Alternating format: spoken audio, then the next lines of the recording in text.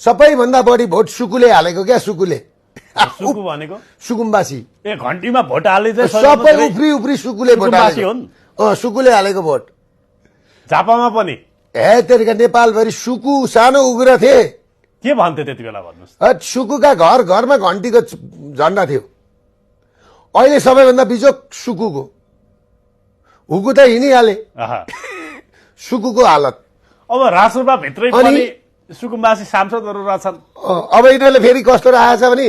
कोही भेडा जस्तो अनुहार गरेका आहा, मुख छाड्नलाई नि आहा, दुर्गा दाई अब किस्ता तिर्ने बेला भएन भनेर एउटा भेडो जस्तो आहा, कोही घोरल जस्ता अनुहार गरेका बिग्रिया नि आहा, बेता बसेका महिलाहरू आहा। मुख छाड्नलाई हुन्छ नि घरमा सबै धनी हुँदैनन् नि उहुँ, अनि त्यहाँबाट राखेर छ अनि अर्कालाई क्रिटिसाइज गर्ने आहा। अर्काको बेइज्जत गर्ने तपाईँलाई त भन्नु नभन्नु भन्छन् मलाई त भन्नु न कसरी सहेर बस्नु भएको अहिले मलाई केही फरक पर्दैन बेत त बस एकछिन मैले अघि भनिन एउटी र चाहिँ भेडो जस्तो अनुहार गरेकी क्या बिग्रेको त्यो भेडो त्यो हाम्रो आठराईमा थुमा भेडो थियो क्या घरमा आठराईमा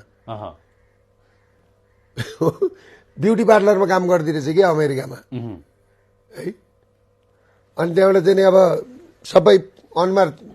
परेको वात्त परेको नि अनि जहिले अर्काले बोलेको पोस्ट गरेर नि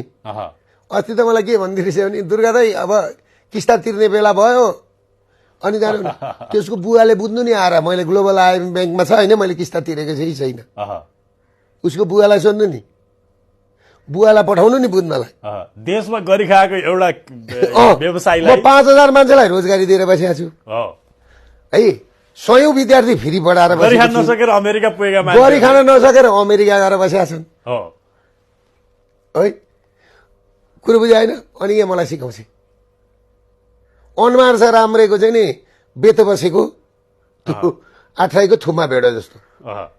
अब त्यहाँभन्दा व्यक्तिगत रूपमा अनुहार होइन व्यक्तिगतै यिनीहरूलाई व्यक्तिगतै ठोक्नु पर्ने रहेछ एउटा कुरो के बुझ्नु भने नि तपाईँले एउटा कुरो के बुझ्नु भने यो व्यवस्था अब तलमाथि भयो भने नि भाइ राजसपाका समर्थक छन् नि हिजो घन्टी बजाएर हिँड्ने सबलाई मान्छेले लखेट्छन् एउटा